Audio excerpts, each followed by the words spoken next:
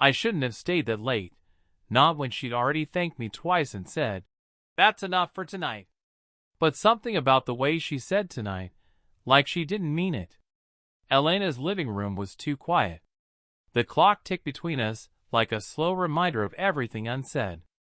I was supposed to be helping her organize her old manuscripts for the community reading next week, just helping.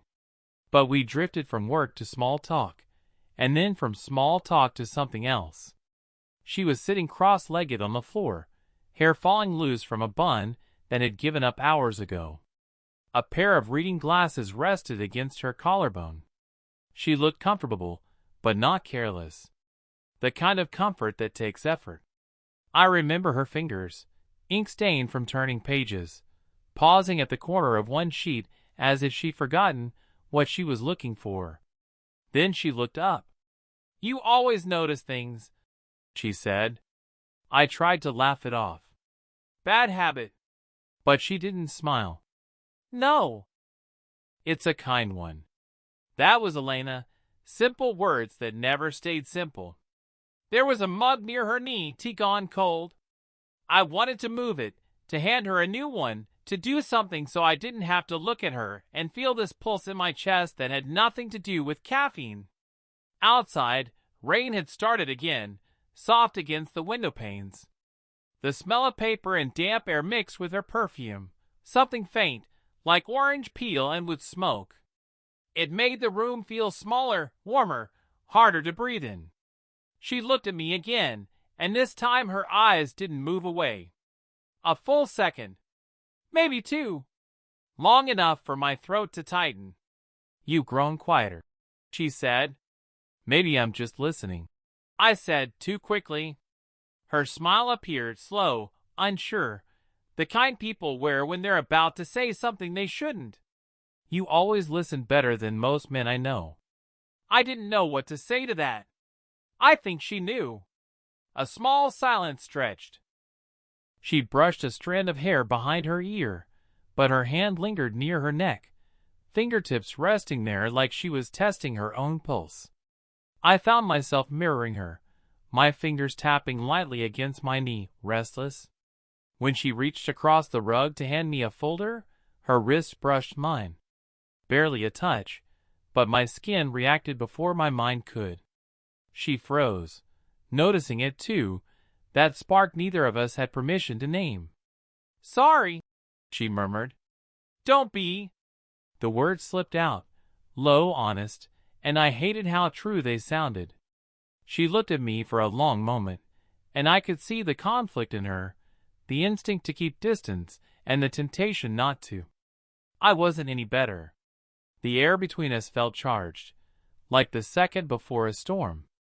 Finally she stood, smoothing her skirt as if that could straighten the mood.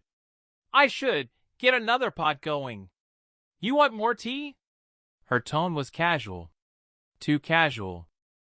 It was her way of retreating. She always hid behind ordinary sentences when things got too real. I nodded, though neither of us moved.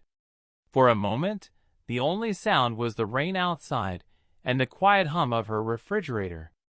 Her eyes flicked toward me once more, softer now. Whatever rule had been keeping us apart, it wasn't holding as firmly as before. Then came the knock at the door. Sharp, sudden. Elena blinked. "That'll be," she started, but didn't finish. Because she looked back at me first. Just for a second. Long enough to make the knock sound very far away. And in that space, between her glance and the sound of the rain, I knew we'd both already stopped behaving. The knock turned out to be her neighbor, a man dropping off a borrowed umbrella. I remember how Elena's tone changed the second she opened the door. Light, polite, effortless. The kind of voice that could pretend nothing unusual had happened in the last 10 minutes. When she closed it again, the silence returned heavier than before. She didn't sit back down right away. Just stood there, one hand still on the door handle, the other brushing her sleeve as if to wipe off invisible dust. "Sorry," she said softly. "He's kind." She didn't have to explain, but part of me wanted her to. I wanted to know who called at her door, who still noticed her when she wasn't being my Elena, the one who smiled with restraint and kept her past locked behind phrases like it's complicated. Instead, she moved to the kitchen, her back to me. The kettle hissed again. I watched the small trimmer in her hand as she measured the tea leaves. So careful, so precise. It was the same gesture I'd seen her use when marking essays years ago. She'd been my teacher then, not for long, just one semester, but long enough to make me memorize the sound of her voice when she said my name. Back then, she'd been newly separated. I didn't know details, just whispers in the staff room. "He left for someone younger," someone said. I'd watched her walk past the comments with her head high. But now, seeing her in this quiet house with its half-finished manuscripts and empty wine glasses by the sink, the story filled itself in. When she turned with the mugs, her expression was steady again, but her eyes weren't. "You ever wish you'd met someone at a different time?" she asked, setting one down beside me. I tried to play it light. "You mean before they were your teacher?" Her laugh was small, reluctant, like she hadn't meant to find it funny. "Something like that." Our fingers met on the handle of the mug. It should have been nothing, an accident. But neither of us pulled away right away. The touch lingered. Warm, hesitant. Her hand slipped away first, brushing against mine like a sigh. "You should be careful saying things like that," she said quietly. "I didn't say anything." She gave me that look again, the kind that reads more than you want revealed. "You almost did." The rain outside had thickened to a steady rhythm, soft and constant, like it was buying us time. She sat across from me, one leg folded beneath her, hair still loose. Every so often, she'd glance at the window, pretending to watch the storm, though her eyes kept flicking back to me. "I don't let people close," she said after a while, almost to herself. "It never ends well." I wanted to ask why me then, but I didn't. I just watched her thumb trace the rim of her mug, slow, thoughtful. Something in her voice broke slightly as she added, "You're too young to understand that." "Maybe," I said, leaning forward. "Or maybe I'm just too young to pretend I don't." That made her pause. The space between us shifted, the kind of silence that hums, full and fragile. She didn't answer, but when I reached for one of her scattered papers, our hands met again, not by accident this time. Her fingers stayed over mine for a heartbeat too long. Long enough to make everything else, the rain, the tea, the rules, blur into background noise. By the next evening, I told myself I wasn't going back. And yet, I was on her porch again, coat damp from the drizzle, a box of her books tucked under my arm like an excuse. She opened the door before I could knock twice. "You didn't have to bring them tonight," she said. "I was already out." I lied. Her eyes flicked down to my soaked sleeves. "In the rain?" There it was, the faint smile that made lies feel harmless. She stepped aside, and I walked into the same quiet that had started to feel too familiar. The lamp was on, warm gold spilling across the room. Her hair was tied back this time, but a few strands had escaped. It didn't look like an accident. We sorted the books in silence at first. Every few minutes, our hands brushed over the same title, the same page. The air felt tight, careful, threaded with things neither of us said. Her phone buzzed on the table. She froze. The screen lit up with a name I didn't know. She didn't answer, just turned it over. "Someone waiting on you?" I asked. She gave a small, unreadable smile. "There's always someone waiting on me.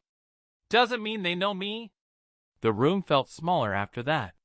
When she reached for another book, I caught the faint tremor in her wrist again. She was composed, but not calm. I could feel it, the same pulse I felt that first night, just under the surface. Elena, I said before I could stop myself. She looked up sharply, my voice catching her mid-motion. I wanted to say something, anything that would explain the pull between us, but every word felt either too much or not enough. Instead, I reached to take the book from her, and our fingers met again. She didn't move this time, not even a flinch. Just her eyes, steady, questioning, as if she was waiting for me to decide what kind of man I was. Then the sound, the door handle turning. She stepped back fast, too fast, the book slipping from her hand. It landed open on the floor. A woman's voice echoed from the hall. Elena? You home? Her friend. I remembered her from the reading group. The one who always teased Elena about needing to get out more. Elena's voice turned light again. In here, she called, glancing at me. Just give me a minute. I bent down to pick up the book, my heartbeat thudding against the quiet. When I looked up, she was closer, so close I could smell the faint citrus of her perfume, feel the warmth of her breath as she whispered, You should go out the back. I hesitated. Do you really want me to? Her lips parted, not a smile, not quite an answer. Her eyes flicked from mine to my mouth, just once, then back again. It would have taken one step, one breath, for the space between us to disappear. But the sound of footsteps broke it, her friend getting nearer. Elena exhaled sharply, her hand pressing against my chest for just a second, pushing me back, not out of rejection, but restraint. Please, she whispered. I slipped through the kitchen door, heart pounding, rain still falling outside. Just before it closed behind me, I heard her laugh, that soft, practiced one she used to hide anything real. And I knew, from the way it cracked halfway through, that she wasn't fooling either of us anymore. I lasted 2 days. 2 days of pretending I hadn't felt her breath on my throat, her hand on my chest, her eyes flicking to my mouth like she was trying not to imagine something. On the third night, she texted, If you still have that annotated copy of Whitman, could you bring it by? A simple request. Innocent, technically. But the period at the end gave her away. Elena only used periods when she was trying to stay formal. Her door opened before I could knock.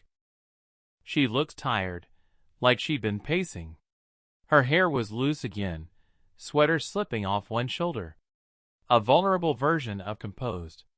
You came fast, she said, stepping aside. I swallowed. You asked? She didn't respond, not with words. Just that look again, the one that held too much. The house was dim, only the lamp by the sofa was on. Her shadow moved across the wall, long and soft. She reached for the book in my hand, and missed. Her fingers brushed mine instead, lingering a heartbeat too long. Elena, I said quietly, are you okay? She exhaled through her nose, slow. No, not really. The honesty startled me. She sat on the edge of the couch, elbows on her knees, shoulders slightly shaking though she wasn't crying. I thought I could handle this, she murmured. Handle what? You? She said it so softly I almost wasn't sure I heard it. I sat across from her, knees brushing hers. Too close, not close enough. She didn't move away. There's nothing to handle, I said. I just don't. Her voice trembled, the first time I'd ever heard it do that. Don't pretend this is simple. You're young. I'm not. People talk. People judge. And I promised myself I wouldn't. She stopped, biting the inside of her cheek like she wished she could bite the words back too. I leaned in before I could think better of it. Wouldn't what? Her breath hitched. I felt it, warm against my cheek. Wouldn't want someone again, she whispered. Not like this. Not in a way that scares me. Her eyes lifted to mine, raw, unguarded. And there it was, the breaking point. I touched her chin lightly, guiding her face toward me. My thumb brushed the corner of her mouth. She inhaled sharply but didn't pull away. "You're not the only one scared," I said. My voice dropped without me meaning it to. She closed her eyes for half a second, like she was steadying herself. When she opened them, something had shifted. The wall she always kept up, it wasn't gone, but it was cracked. She reached up, fingers trembling, and smoothed a strand of damp hair from my forehead. The gesture was soft, intimate, too familiar for what we were supposed to be. Her palm stayed on my cheek. Warm, deliberate. "Noah," she whispered, the first time she'd said my name like that. Like a confession. Like a warning. Like an invitation she wasn't ready to give but couldn't stop herself from offering. We were close enough that if either of us breathed a little deeper, our lips would touch. I tilted forward. Just slightly.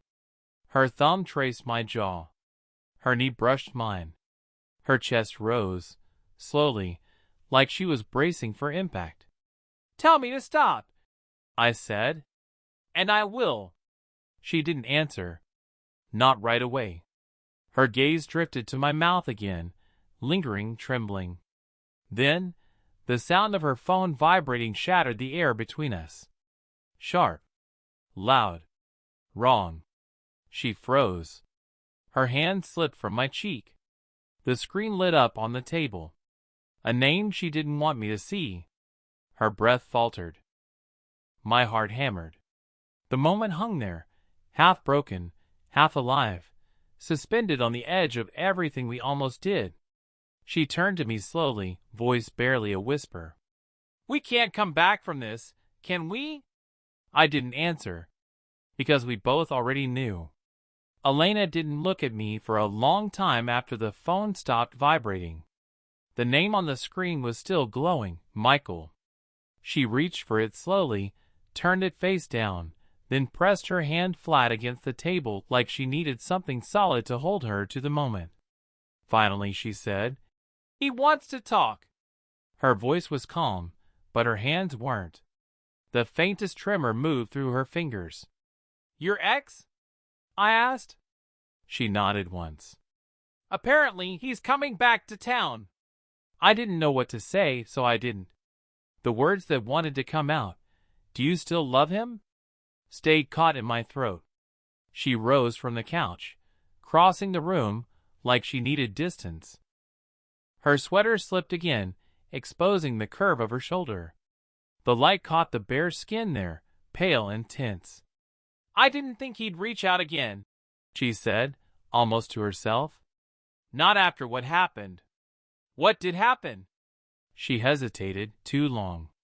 Then, quietly, "He didn't leave me for someone younger. I told people that because it sounded better than the truth." I blinked. "Then what was the truth?" She turned, finally meeting my eyes. "I left him. For someone I never even touched." The air thickened. I could hear my own pulse. She walked closer, each step slow, deliberate. "There was a student once. Years ago. He made me remember what it felt like to be wanted. Not admired, not respected, wanted." I swallowed hard. "Did he know?" She shook her head. "No. I made sure he didn't." The silence between us burned, sharp, electric. I couldn't tell if she was confessing or warning me. "So what happens now?" I asked. Elena's breath caught, her voice lower now. "You tell me." She was standing so close I could feel the heat from her body, the faint tremor in her breathing. Every word, every inch of distance, or lack of it, felt deliberate. "I thought I could manage it better this time," she whispered. "Be smarter. Wiser. But the moment you walked in that first night, I knew I'd already lost." My throat tightened. "You didn't lose." She smiled faintly, though her eyes said otherwise. "No, Noah. I did. The second I started waiting for you to knock." She stepped past me, brushing my arm. Even that small touch sent something through me I couldn't name. "Do you want him back?" I asked. She paused, her back to me. The silence stretched long enough that I thought she wouldn't answer. Then, "I don't know what I want," she said softly, "but I know what I keep reaching for." She turned then, quick, impulsive, and her hand found mine. Her grip was tight, almost desperate. "Maybe we should stop," she whispered. "Do you want to?" Her hand didn't let go. That was her answer. Outside, the rain had finally stopped. But inside, something had shifted again, something irreversible, fragile, and real. We stood there, fingers locked, both knowing we were already too far from where we started. And yet neither of us moved. The night felt heavier than any before it, the kind that made the air hum with something unnamed. Elena stood by the window, arms crossed, staring out at the streetlights flickering in the drizzle. The reflection in the glass caught her face in fragments, eyes bright, jaw tight, lips parted like she'd forgotten how to breathe normally. I stood behind her, far enough not to touch, close enough to feel the warmth radiating off her back. Every second stretched, quiet but alive. "I've been trying to decide," she said finally, her voice low, almost lost beneath the hum of the rain. "Decide what?" "If I want to ruin this." The words landed like a confession and a challenge at once. She turned slowly, eyes locking on mine. Her pupils were wide, her breath unsteady. "Because that's what happens when I get too close to someone. It all burns down. And I've done enough burning." I took a step forward, closing the space between us. "Maybe it's not ruin if you wanted it." Her throat tightened. "You think that makes it better?" "No," I said, "but it makes it real." For a long time, she just looked at me, searching for the part of me that might pull back, that might make this easier. I didn't. Her hand lifted, almost unconsciously, brushing against the side of my neck. Her fingers hesitated there, as if testing whether the world would end if she touched me again. It didn't. She exhaled, slow, shaky, and I felt her breath against my skin. "Noah," she whispered, my name barely formed, like she was saying it for the last time. I caught her wrist gently, not to stop her, just to steady both of us. "Then decide," I said. "Because I can't keep pretending this doesn't matter." Her eyes softened, glassy with something that looked like fear and relief tangled together. "You think this is easy for me? I think you're the only one making it hard." That broke her composure, not in anger, but in surrender. A breath, half laugh, half sob escaped her as she stepped closer, her forehead brushing against mine. We didn't move for a moment, just breathing, listening to the sound of rain slowing outside, the thud of two uneven heartbeats in one small room. Her voice came out in a whisper, trembling but certain. "If I kiss you, everything changes." I nodded. "That's the point." Her hand slid to my jaw, her thumb grazing my lip, a motion so light it almost wasn't a touch. "Then don't move," she said. I didn't. Her eyes flicked from mine to my mouth. One last hesitation, one last line she could still choose not to cross. And then she leaned in, slow, inevitable, the kind of motion that felt written long before either of us admitted it. Her breath mixed with mine. The warmth, the closeness, the gravity of everything that had led to this, all of it crashed into that single, fragile inch between us. When she finally closed it, the world didn't end. It just went quiet. No words. No rules left to follow. Just truth, raw and trembling, pressed between two people who had spent too long pretending they didn't already belong there. When she pulled back, her forehead still resting against mine, she whispered, "Now we can't take it back." "I don't want to," I said. For the first time, she smiled without hiding it. Morning came slowly, gray light pushing through the curtains, soft rain returning in a whisper. The world outside felt far away, quiet, harmless. Elena sat curled on the couch, knees tucked beneath her, one hand holding the same mug she'd used every night. Steam drifted between us. Her hair was still a little tangled, her eyes softer now, the kind of soft that comes after a storm. I stood by the window, unsure what to do with my hands. Everything that had seemed impossible a day ago had already happened, and yet, somehow, nothing felt ruined. She looked up. "You're thinking too loud." I smiled faintly. "Just wondering if we broke something." Elena tilted her head, studying me. "You mean rules? Or sense?" I said. She thought about that, then shook her head. "Maybe we just stopped pretending rules fix loneliness." The way she said loneliness, like it wasn't just hers, settled in my chest. I moved closer, sitting beside her. The couch dipped slightly under our weight. She didn't move away. Her fingers rested near mine on the armrest, close enough that I could feel their warmth. "Do you regret it?" I asked quietly. She looked at the window for a moment before answering. "Regret isn't the word. Fear, maybe." "But not regret?"